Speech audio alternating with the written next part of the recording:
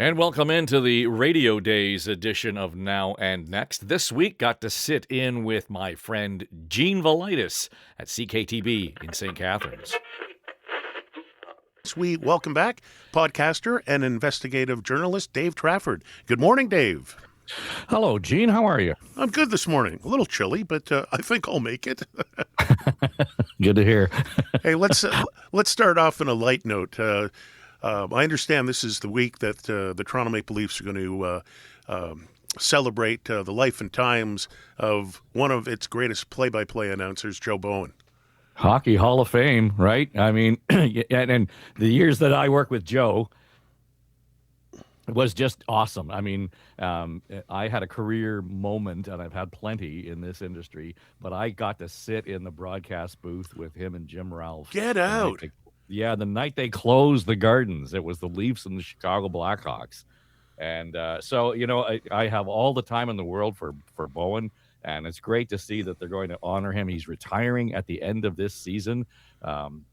So, it's going to be, Buck Martinez maybe stepping back from the mic with the Blue Jays and Joe stepping away from the mic with the Leafs. I don't know what we're going to do with, the pro teams in terms of the broadcast. They're going to be different this year, but certainly I love that they're going to honor Bowen this week in the homestand. And just on that, of course, last night I had to listen to him on the radio because they had the TV game was on Prime. Mm-hmm.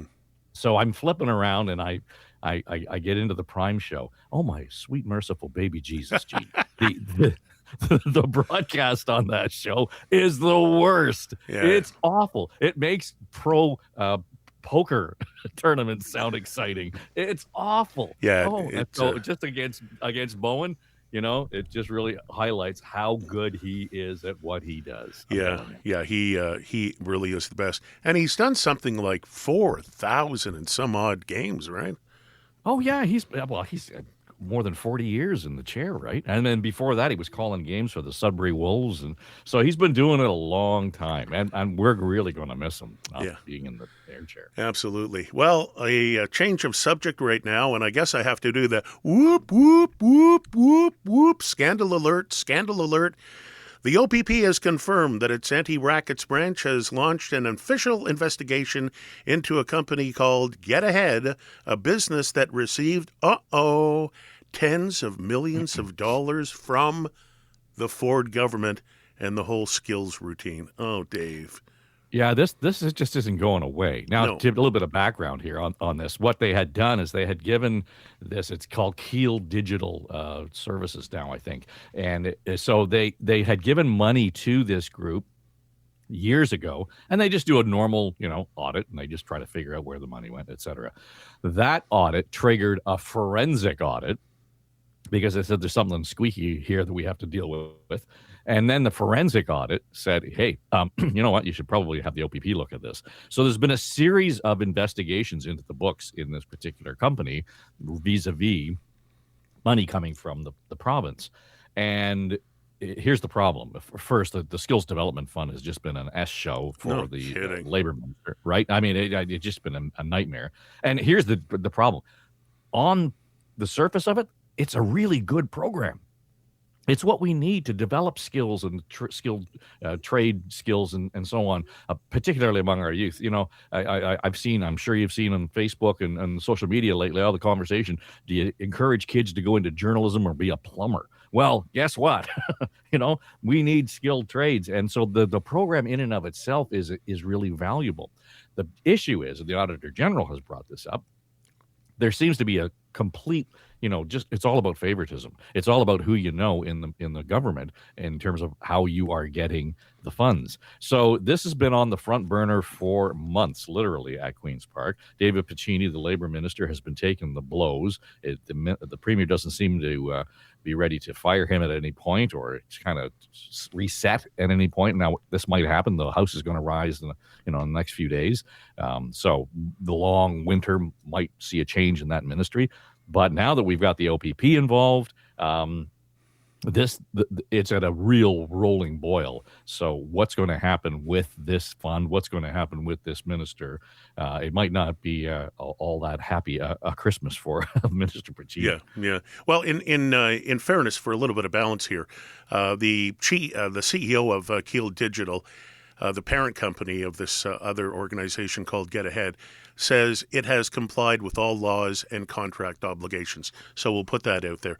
Completely. Yeah. Absolutely. The other thing too, from the skills development program, it went to a company that has a lot of companies underneath it, and I didn't understand that training strippers was a skill development, but it is legal in Ontario, and I guess it is a skill. You have to know how to take your clothes off, and money went to fund that. So at least somebody's got a job now with a new skill, undressing. Well, to your point, it's also very complicated because the company in that case that's doing the training is a non-profit company that works out of the same space as the adult entertainment facility on exhibition grounds in Toronto. And so they are providing all of the training for anybody who works in that building. And it just so happens that from time to time, the adult entertainment becomes the focus of that business. So you're right. It kind of becomes part of the money is going into that arm's length. It's not direct, but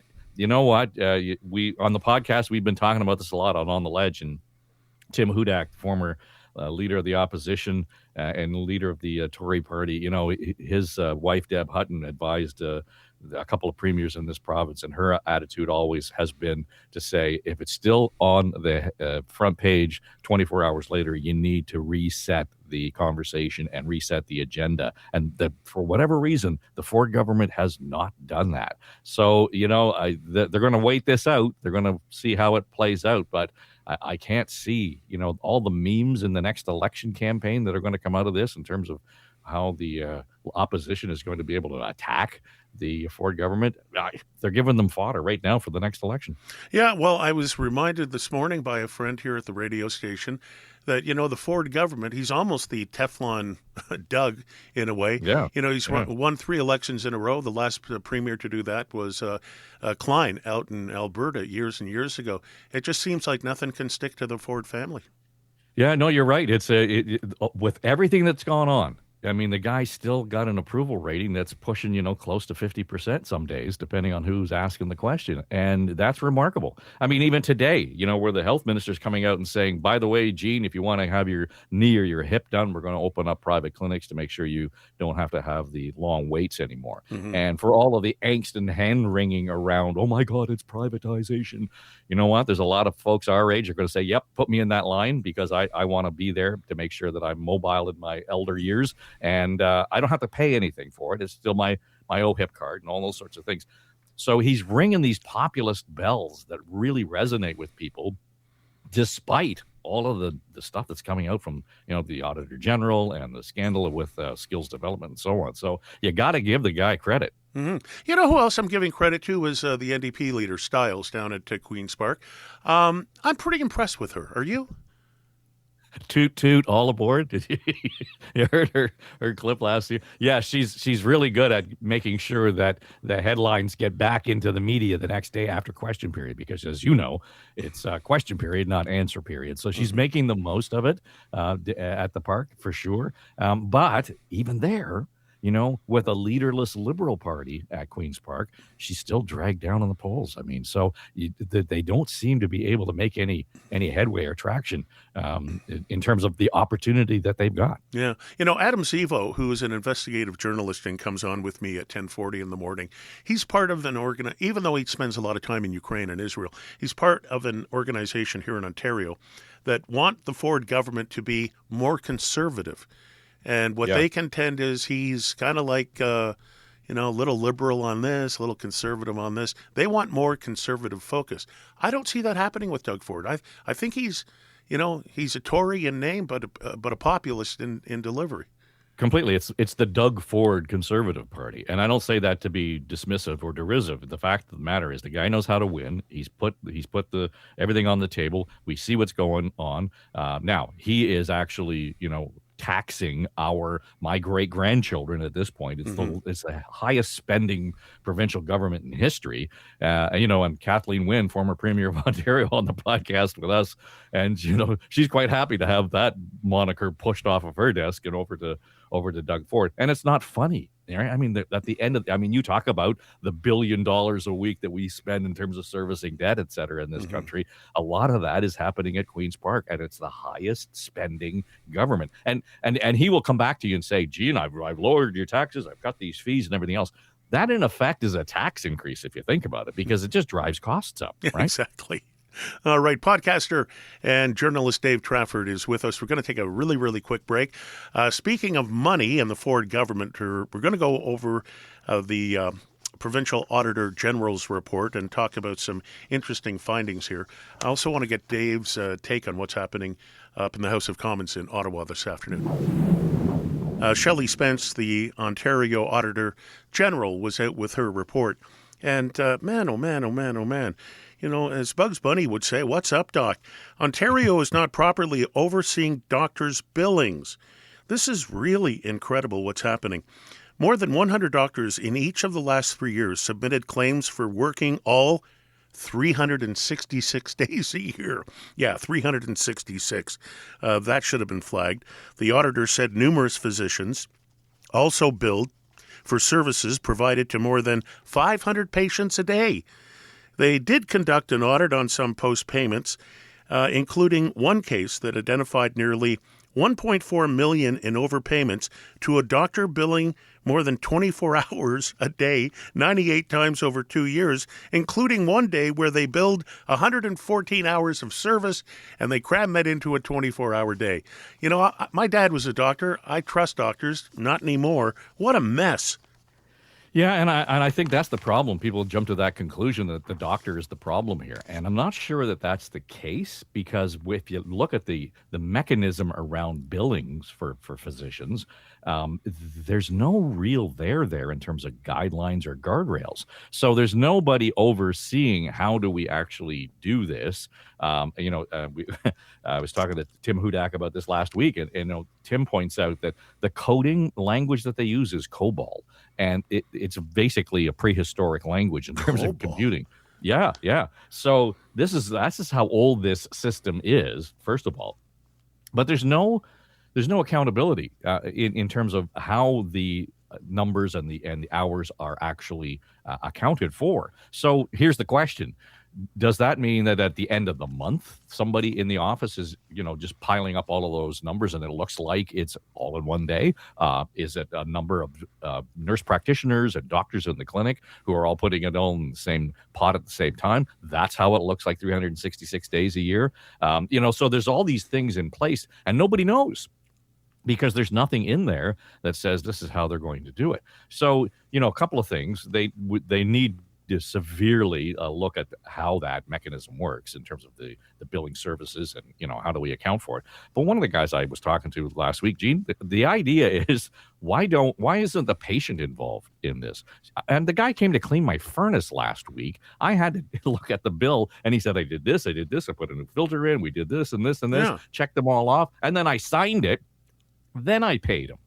We don't do that at the doctor's office. No. You could go in, turn your head and cough, and I have no idea what else is on that bill that the doctor has submitted. And I'm not suggesting that there's anything untoward going on here, but if I had to look at it and say, okay, yeah, she did this and this and this and this and made sure that I had a prescription for my whatever, okay, I checked all those things off. That's a level of accountability, at least, where I, as the end user, confirmed that, yeah, these were the services that were performed, and this was the advice I got, et cetera, and this is what it cost. So the overarching infrastructure is the real problem here. And it's not just a Ford thing. This has been going on for years. Oh, yeah. So, right, forever. And you'll know, a lot of people don't realize this, but doctors are self-employed, right? They're not hired by the government. They're not public servants. They are entrepreneurial individuals. They run their own business. So this is a huge part of the problem. Talk to the OMA. They'll say we spend more freaking time, particularly in primary care, all the paperwork, all of the forms we have to fill out, all of this stuff, it takes away from time with patients. So there's our underlying serious problem with the infrastructure vis-a-vis billing and the administration of how doctors' offices are run. Billing 366 days a year. Exactly. And people still can't find a family doctor. And in Ontario, more than 10,000 people died on a medical waiting list last year alone. That's really incredible. One of the expressions, Dave Trafford, that we heard during COVID, I never knew of it before, were PPEs, personal protective equipment. Well, it turns out, thanks to the Auditor General, Ontario wrote off $1.4 billion worth of PPEs that had expired. And, I always joke around. I always talk about taxpayer dollars going up in smoke. Well, they took these products that had expired and they actually put them in an incinerator and started them on fire. And I mean, literally, your taxpayer dollars up in smoke. And the other thing that really amazed me was Supply Ontario bought 25 million of those N95 masks in 2024-2025. But of those 25 million, they only distributed 5.5 million. So I guess those will expire and they'll set them on fire as well. It's just like, man, who's in charge? And this is a procurement issue. It's less of a health problem, but you're right. And if you go back and remember during COVID, one of the problems we had early on was we had a shortage of PPE, and we discovered that the supply we had was expired, that it was not useful anymore or not up to standard. And most of the masks that they have procured are not N95s, so it's not even like they can roll them into the hospital system on a regular basis. At the end of this month, we're going to push these many more into it, and we're going to procure that many more to keep the supply up. There doesn't seem to be any rhyme or reason behind any of that. So, we like to think that we would learn some lessons from COVID. Apparent to me, Gene, we did not. No. And, there's a local connection here. I drive by Joseph Brant Hospital in Burlington occasionally, and on social media, I noticed that the hospital is looking for donations to get a brand new CT scanner. They do about 20 to 25,000 scans a year. It's about 50 or so every single day. So they need another CT scanner, and they're asking. I mean, they're out there in the street begging for money. Fortunately, there's a philanthropic family in the Burlington area that will match donations up to $50,000. But another portion of this Auditor General's report, she was critical of the Ford government spending $117 million in advertising. And one of those ads got Trump so upset that the trade negotiations were stalled. And I'm just thinking, you need a CT scan and you're begging for money when the Ford government is wasting money like this? Like, take some of that money, get the hospital a new CT scanner. Well, I hate to break it to you, but that Reagan ad that the Ford government, fired off in the United States was not included in that $112 million. So that went way up higher, considering the ad. Exactly. But here's the problem I have. Last night I'm watching TV, and I've got, the ad comes up and it's about, smoke detectors. Yeah. And it's telling you, oh, by the way, make sure you got your smoke detector, brought to you by the city of Toronto or whatever. That's the kind of ad that governments should be doing. Mm-hmm. Gene, if you want to get your driver's license, here's where you can go and find out how to do that. If you want to find out, permits for your renovation for your bathroom, here's where you should go. Like those sorts of things. The Ford government spend an extraordinary amount of creative on patting themselves on the back, specifically about telling you, well, because we invested in this, your wait times were lower at hospitals, or your commute was faster by 3 minutes between here and here. They just spent so much time lauding themselves, and I think a positive impression, I think, was the phrase that the Auditor General used. And to keep in mind, they were running those ads into the election campaign last year, and they're supposed to all stop that government ad. Well, the election was called so quickly, the ads didn't stop either. Now, that didn't come up in the AG's report. That's just a personal observation we made on the podcast and say, hey, you can't be doing that. So the whole thing around advertising, government ads is really, I think, there isn't even gray in there. It's just, wow, they're way over and so politically driven. That's one thing. Here's the other side of it. Your point about the scan equipment. Government money does not buy that kind of stuff. I know. Right? the hospitals have to rely on their foundations to actually go and do all of that extra stuff. Well, really, what the hell are you spending it on? No, it's so true. Hey, listen, I only have like about 30 seconds. But today at the House of Commons in Ottawa, the Tories are putting forward a non-binding motion that will require Liberal MPs to decide if they support their own MOU for an oil pipeline from Alberta to the West Coast. Will this just be the worst act of hypocrisy you've ever seen in your life? Will the Liberals support their own memo of understanding? Well, this is just brilliant opposition, right? I mean, this is just it's kind of like the old, do you still beat your wife question? Yeah. It doesn't matter how you answer it; Exactly. it's the wrong answer, right? Yep. And that's what they're going to be up against. So it's good on the Tories for doing this, but the Liberals are going to vote against it because they say it doesn't include the duty to consult with First Nations and provinces. Blah, blah, blah. But you're right. The headline's going to be Liberals vote against the pipeline for sure. Geez. Hey, listen, tell everybody about your podcast, what's coming up, who's on them, and how we can hear them.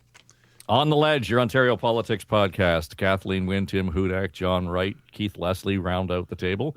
And we record on Thursdays, and we land in your inbox on Fridays. So you can find us wherever you get your podcast. On the Ledge, your Ontario Politics podcast. All right. Great voices on that podcast as well. Hey, Dave, always great talking to you, and we'll do it again next week. Thanks, Gene. Okay, there he goes, podcaster and journalist Dave Trafford, who knows his stuff when it comes to Ontario politics. Now and Next is an Eye Contact production.